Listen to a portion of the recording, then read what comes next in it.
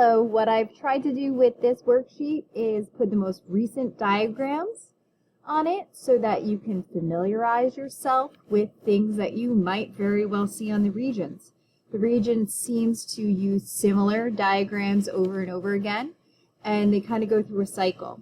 What we're going to do is kind of annotate or pick apart each of the diagrams so that we have a better understanding of the concepts that they're asking. Because sometimes the diagrams just have a lot of information on them, which can make it a little bit difficult to actually know what they're talking about. The directions say for each model, identify the technique or process or label the diagram, provide a detailed caption explaining the significance or the importance of the model. We're trying to use the words model, mathematical model, and just general model, since that is how the new science standards are going. And you'll probably see those more than diagram or illustration or image. So looking down here, our first one is a diagram. What you'll see is it is some sort of formula, and we want to try to figure out what's going on in the formula. What I always like to do is pick apart the words that I am familiar with immediately. So first thing that I see is I do see this ATP here.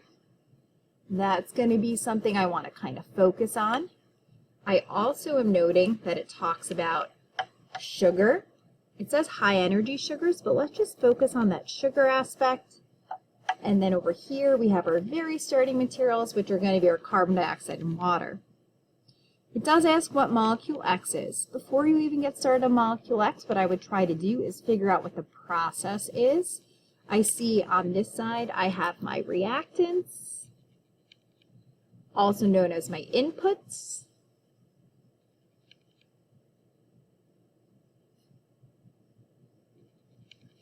And then you'll see on this side, these would be my products or my outputs, which eventually also become my reactants. And then over here, these are my final products and outputs.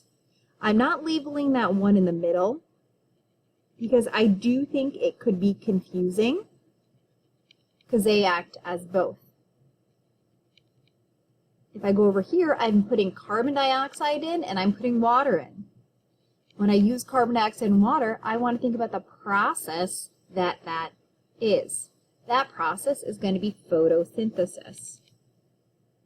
I find a lot of times my students struggle with the words process, structure, right? Trying to keep those separate from one another. A process is going to be a function or a chemical reaction that occurs inside of the cell. So over here for process, that's photosynthesis. If I was going to kind of break that down more to say what structure does this occur in, this is going to occur inside of the chloroplast. And then I would even go one more and try to determine what types of organisms can undergo this process. Again, that would be another thing that I see my students struggle with, differentiating between a process, a structure, and an organism. So here this could be a producer, an autotroph. Quite simply, it could be any sort of plant or algae. I know we always want to jump to the easiest term like plant, but more likely you're going to see producer or autotroph. With that in mind, if I'm looking here for my other reactant, that should make it a little bit easier. Because what do plants need? Not only do they need carbon dioxide and water, they also need that sunlight. That sunlight is the original energy for all the other processes that are going to occur. So molecule X, and molecule probably isn't the right word there, but X represents sunlight or light energy. Most of the time when we're looking at things like this, we're trying to follow the energy throughout that equation. Over here it says high energy sugars. Sugars will be things like glucose. Also remember, the sugars are going to be your chemical energy. On this side, I've got my ATP. I always say whenever you see ATP, the first thing you want to think about is going to be cellular respiration. So here for process B, we've got my glucose and my oxygen. Those two things come together so that then we can make this usable energy. This is going to be usable chemical energy. And that's going to be cell respiration. And just to kind of follow this general trend, if we're looking at the structure for where cell respiration occurs, that's going to be inside of my mitochondria. If we're talking about aerobic respiration, which is usually what the Regents is talking about. Also remember, when I'm drawing my little mitochondria, I think about it having a little squiggly line, which looks a lot like a script M. For the organism, producers and consumers can undergo this. Plants, animals, and then if you're looking at smaller organisms like a bacteria, although bacteria many times are going to be anaerobic respiration. But let's just keep it general with cell respiration. So here we have plants and animals are going to undergo that. All right, now our next little section says a live plant. So I think about plants. Remember, plants can undergo photosynthesis and respiration because it was placed in a closed container in the lab. Sensors were set up to monitor the levels of oxygen. I really like looking at my axes so I know what's going on. I have my relative concentration of oxygen from low to high, and then we're looking at this relative concentration of oxygen over a period of 8 hours. Since identify a pattern you observe in the model. Patterns are what they used to call trends, right? What is going on in this picture or in this graph? So as I look, oxygen is kind of low between hours 0 and 2, and then it increases until hour 4, and then there's a slight decline between 4 and 8. You can write that down as your pattern. I'm going to write one pattern as oxygen increases from hours 2 to 4. So O2, which is just an abbreviation for oxygen, increases from hours 2 through 4.5. Could you have picked a different pattern? You most certainly could have, and that would have been fine. It says, explain why the concentration of relative oxygen changes between 2 and 4. What I want us all to do is think about plants. What process can plants do? Plants are capable of doing photosynthesis. And when we're looking at photosynthesis, think about the reactants and the products, inputs and the outputs. An output of photosynthesis is going to be oxygen. Therefore, during this time period, this plant must have been doing photosynthesis because more and more oxygen was produced. So plant was undergoing photosynthesis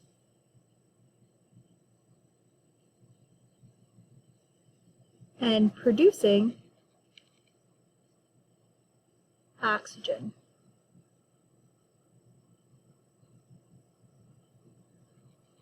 My next question is looking at the sun.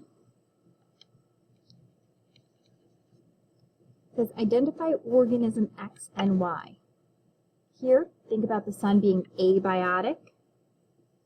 Trying to get all those vocabulary words in here. Organisms, anything that's living is going to be biotic. Remember, anything non-living, that A negates it, so that means not living. What's able to use the sun's energy? That's going to be organism X. You could put down plant, autotroph, producer.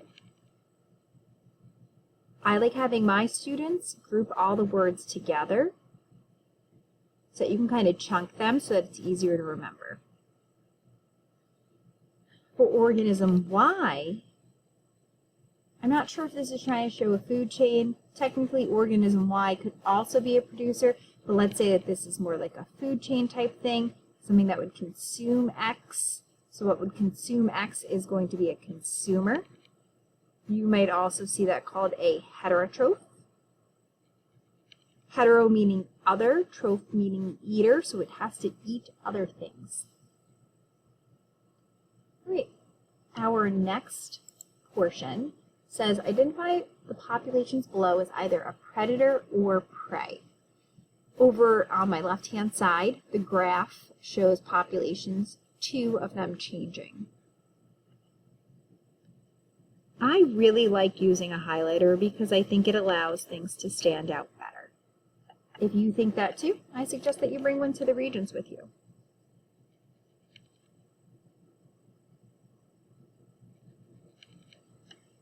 Now these are going to be 2 populations that are working or dependent on one another.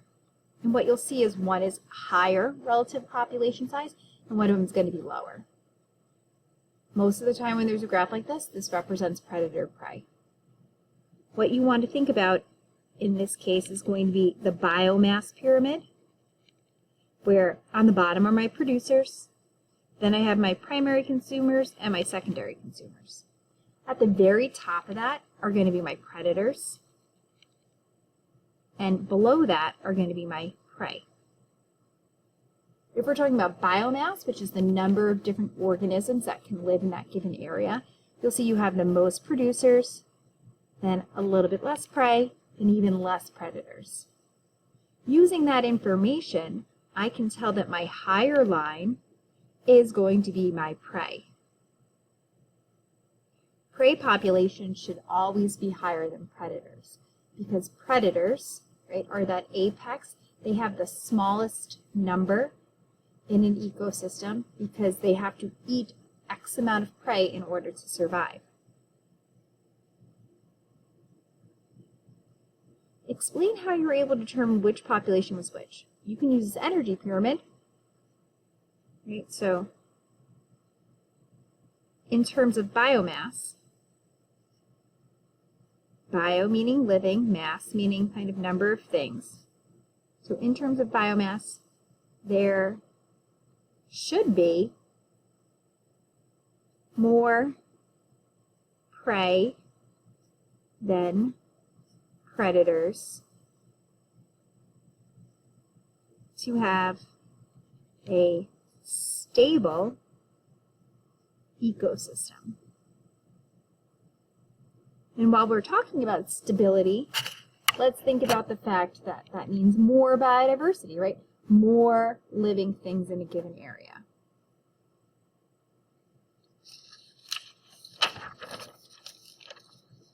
Over here, this looks very similar to the biomass pyramid. This is actually going to be our energy pyramid.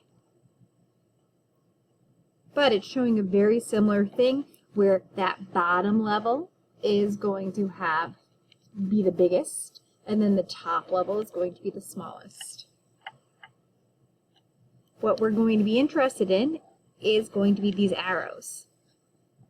These arrows are showing the amount of energy that moves up to the next level.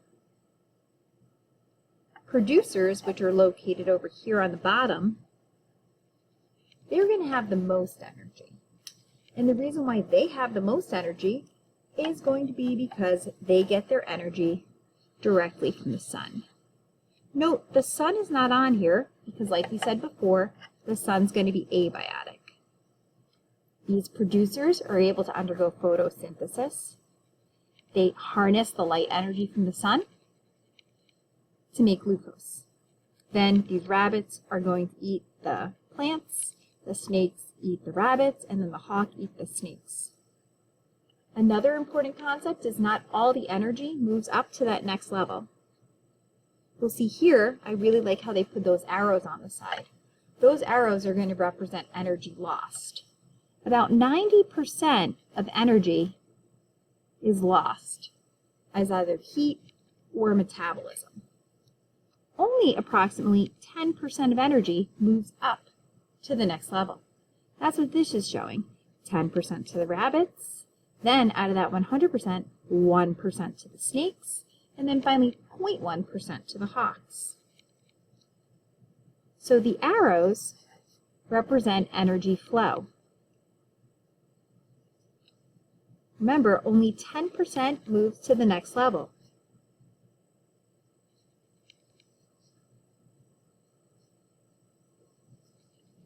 %90 is lost. There are two reasons for this. The first reason is going to be heat loss. Even think about yourself. Maybe it's now getting closer to June, or it is June already, and your body is giving off a lot of heat. You can feel that. Even in cold times, it's still giving off a lot of heat. That's how you use a lot of energy. The other one's metabolism. Metabolism goes over those 3 R gents, with the exception of growth. So respiration requires input of energy. Reproduction requires input of energy. Nutrition requires input of energy. Excretion, transport, synthesis. All of those things require energy to put in. The only thing that moves up to the next level is going to be what's ever associated with growth. To build muscle, to build fat, to build bones, all of those things move on to the next level. But all the energy that you use during the day, it's just gone forever. This next one, we're kind of changing gears for a second. I like looking at what's going on here. I've got my nucleus. Note I've got my DNA. DNA is going to be double-stranded. You notice I have my molecular bases, my A, T, C, and G. Messenger RNA. Messenger RNA is going to bring the message to the site of protein synthesis. Where protein synthesis takes place is going to be inside of the ribosome. I like thinking proteins, right? Like ribs are made of proteins. Usually the ribosomes are just going to be represented by little dots in the cell. Remember, this site is either called an organelle or a structure.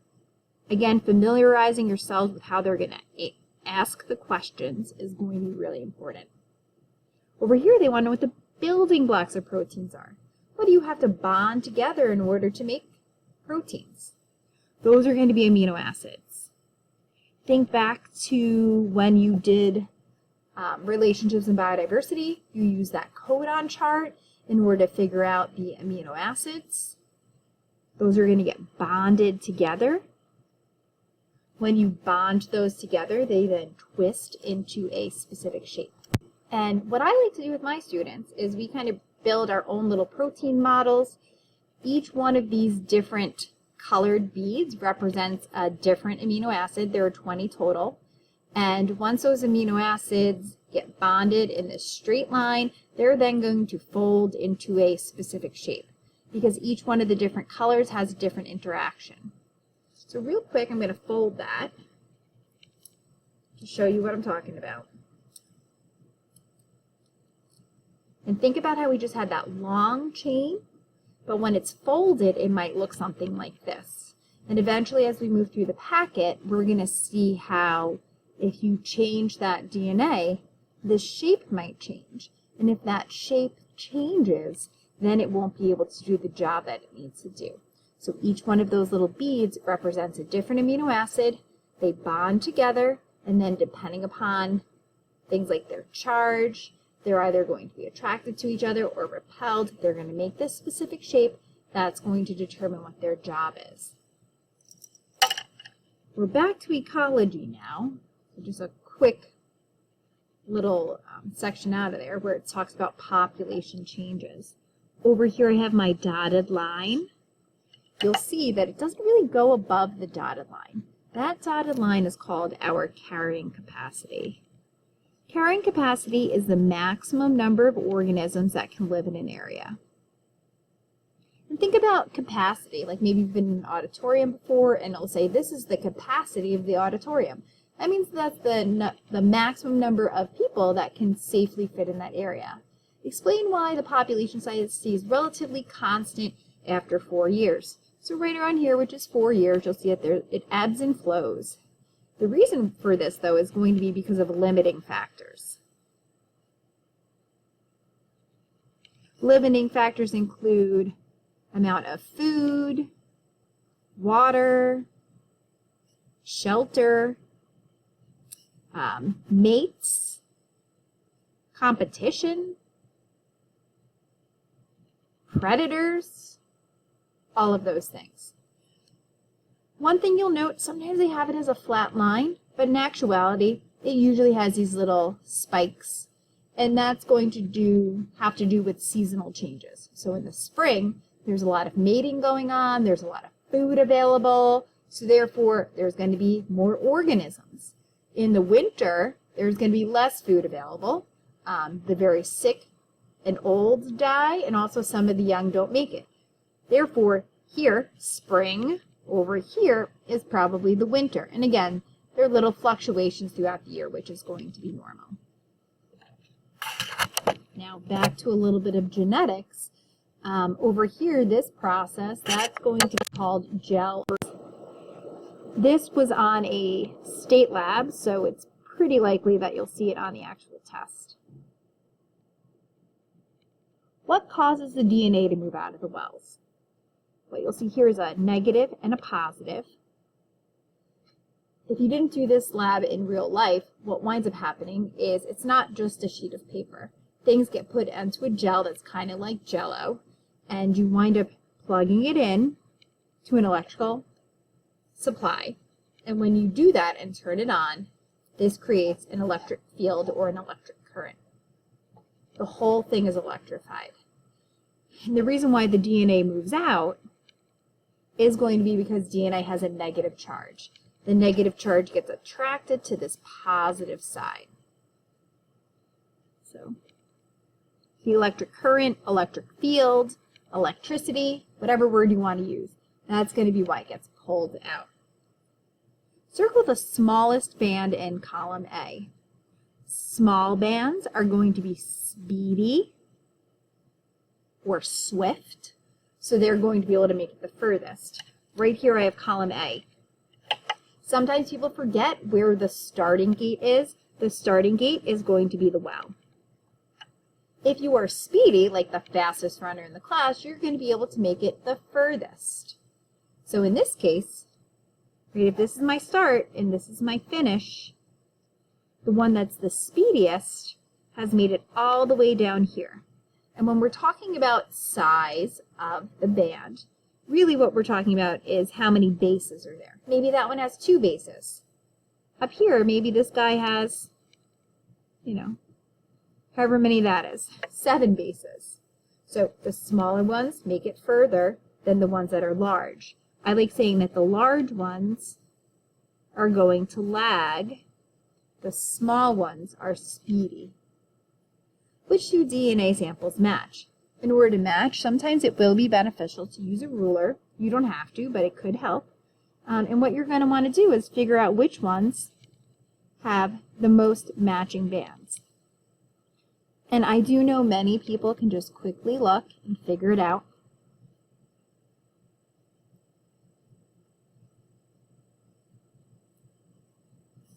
But what I see here is the ones that have the most matching bands. I guess I could kind of do that too. The ones that have the most matching bands are going to be B and D. They have 1, 2, 3, 4, 5. All 5 bands match. So B and D, all 5 bands. Those bands represent DNA, match. This guy, A, has 2 matching bands, and C has 1 matching band. Actually, I guess A actually has that one too. So A has 3. That's still not as many as 5.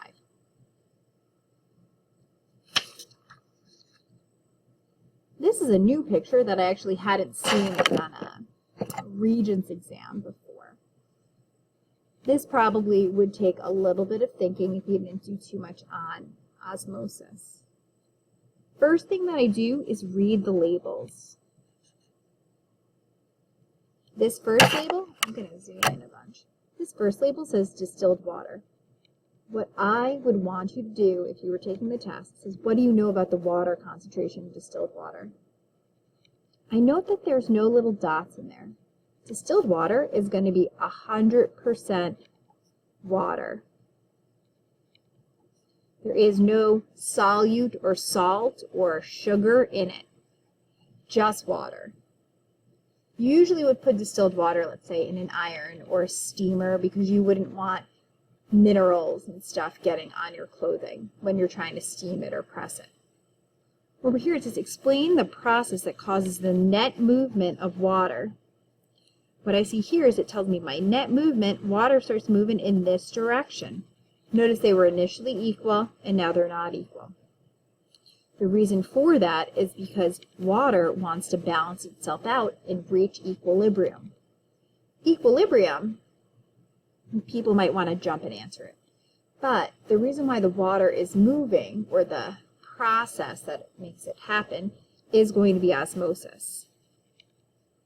You could think H2 osmosis in order to help you. I would also accept diffusion. Osmosis is just the diffusion of water. Another answer you could write down is going to be passive transport. You might be thinking, how'd you know that? Over here, this is 100% water. This is 1% starch solution. That means on this side, it's 99% water. You might be thinking, that's really close, but not close enough. We want to reach that equilibrium where it's equal on both sides. So, 0.5% has to move over for the water so that it's equal. You'll notice it's not a big change, but the change is just enough that now the water concentration on both sides is equal. Also note it says net movement. That's because molecules have energy, and this is not static. It's going to be moving back and forth, back and forth. It's not like 99.5, everyone freeze, we're done. Right? Those molecules keep moving a little bit back and forth, back and forth. They never stop. This is from a state lab. The last question was kind of from a state lab too. Remember the onion cell? If I look here, I need to know how to breed this. Identify two birds that would compete for food. First thing I like to do is look at this circle here. That's actually telling me what food they're going to eat. So it's going to be really useful for me to look there and examine it. You can pick any birds that eat the same type of food. So vegetarian finch all the way to cactus finch, they all eat mainly plant food. And then from the large tree finch, the warbler finch, they all are going to eat mostly animal food. I'm going to just pick the vegetarian finch and then a ground finch. So the veg finch here, and then a ground finch. Note all the ground finches eat the same thing, so that would be an acceptable answer. And for my reasoning, I'm going to write down eat mainly plant food.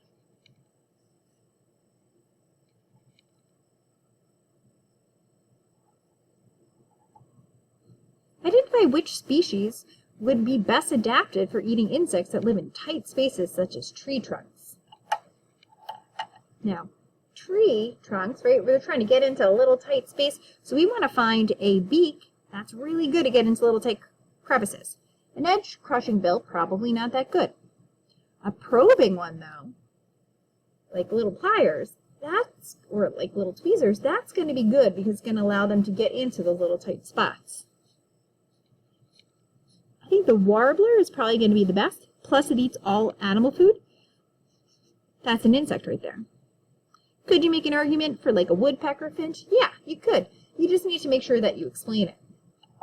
So I'm going to pick a warbler. And that's going to be because they have a probing bill to fit in tight spaces.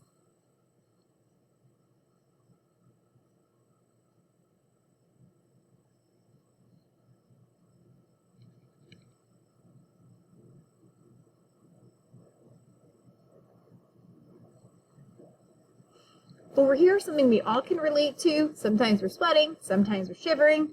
I'm making this video and it's got to be 90 degrees here. So most likely by the end of the day, we'll be sweating. It says, explain how the model on the right, oops, it's the left, represents a feedback mechanism. Feedback mechanisms are responsible for maintaining homeostasis. Homeostasis is talking about balance in the body. This is making sure your body stays relatively constant. 98.6 degrees.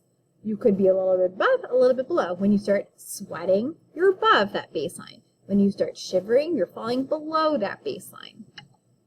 So, a person sweats to bring their body back to 98.6 degrees Fahrenheit. And then a person shivers to bring, sorry it's so messy, trying to squish it in, bring it up to 98.6. Really, this here is the most important thing. Also homeostasis, you could think about dynamic equilibrium.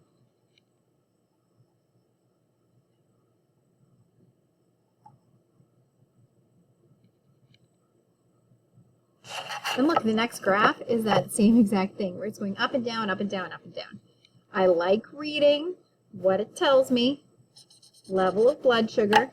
Remember, that also could be glucose. You'll note that I have a big spike. And the reason I have a big spike is because I just ate something. Note, though, I go back to this homeostasis line. So that represents homeostasis.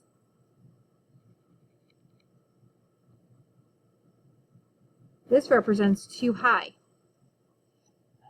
My meal is going to be my stimulus.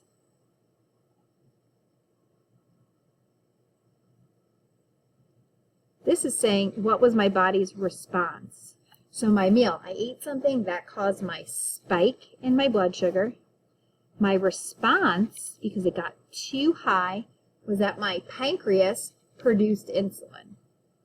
So that's the hormone. The hormone is insulin.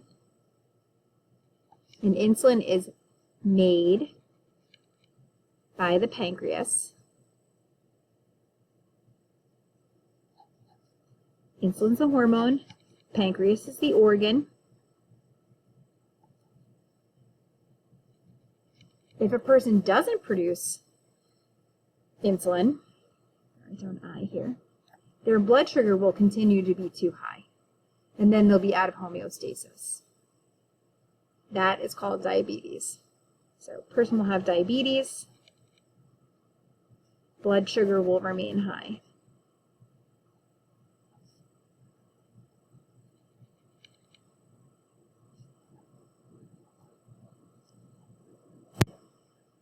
Looking at this next question, it says, identify the name of the ecological process represented in the model to the left or above.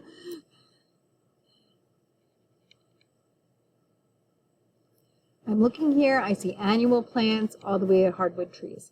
Note this is time. They don't put a little scale on it. I think that would be helpful.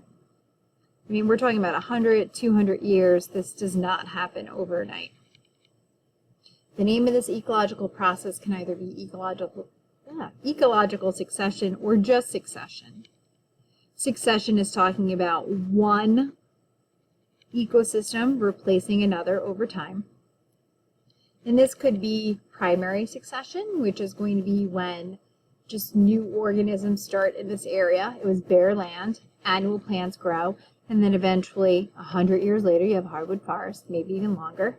It also could be like a volcano. My class looks at Mount St. Helens. It could be a forest fire that are happening like in California or in Canada right now that destroy everything. And then the soil here is really not the best soil. And what winds up happening is that as these new plants come in, they die. And then the stuff living in the soil, which are going to be decomposers. Decomposers recycle the dead stuff, put the nutrients into the soil. And when we say nutrients, we're not talking about food, we're talking about nitrogen. So nitrogen goes into the soil, acts like it is a fertilizer, and then it allows larger and larger plants to grow because it's more nutrient dense and more sustainable for those bigger plants. Over here, we're going to look at evolution. Identify one extinct species in this model. Extinct means no longer living. You can pick any of those ones. We'll just say J. Identify 2 closely related organisms. Explain how you picked those. Just because they're closely related doesn't mean they're currently living, so you don't have to be like, oh my gosh, it has to be one that's living. That's not necessarily the case. I'm going to pick J and K. Right there, that thing that I just highlighted, that's going to represent a common ancestor. They have a recent common ancestor. Yes, they are extinct, but we're just looking for 2 that are closely related. You wouldn't pick Q and S, even though they're both alive today, because look, you've got to go back 1, 2, 3, 4. You got to go way far back, right? 1, 2, 3 to get a common ancestor for them. So I'm going to pick J and K. They have the most recent common ancestor.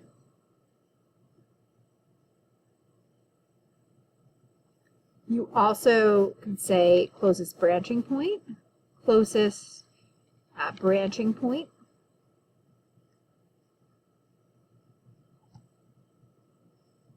Just make sure you don't write down JK, period, done, because you're not done. Always make sure you follow through and explain. Antihistamines are medications that are taken to block allergic reactions. Right here you have histamines. Histamines are going to cause you to have the allergic reaction. Draw an antihistamine molecule that would be most effective. It has to be something that would match up with that. Anything that matches up with that would work. So you just draw a circle. You're good. You draw another weird circle, like a double circle. That also works. You draw an oval that fits in there. That would work. Anything that has a circle would work because it fits together. Keep in mind, right, this here is going to be like a receptor or an antigen, depending upon what type of question they're asking. Those are all proteins. Proteins have a specific shape, lock and key model, those things. Another ecology. If you haven't noticed, there's so many ecology diagrams. There's a lot of ecology questions as well. Just the diagrams, they're plentiful. So make sure you know how to read them. The arrows, referring to all of these arrows, represent flow of energy, energy flow. Where does the energy from this food web originate? So where does it first come from? That's going to be sun. Note, sun is not on food webs, and the reason why sun is not on food webs is food webs have only biotic factors, not abiotic factors. What types of organisms are at the bottom of the energy pyramid? Meaning here. That's going to be my grass producers go.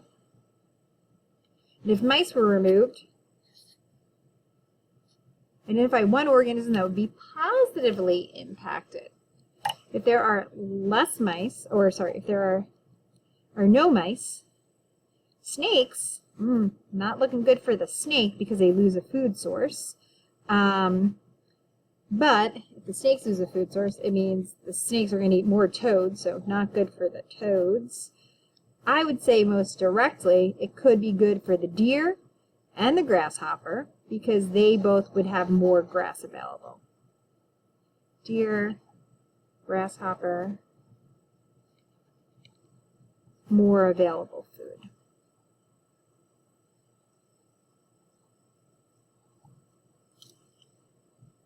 All right, we're going to pause this video here. I'll make a second one because I feel like an over an hour video is going to be a little bit long. And you should check that one out as well. If you're having trouble with the diagrams, it'll be maybe a little bit less ecology focused as well. I do hope that you find the videos useful and that you also use these strategies on the regions. You have to be there for 2 hours minimum, so might as well use that time wisely so that you can be as successful as possible.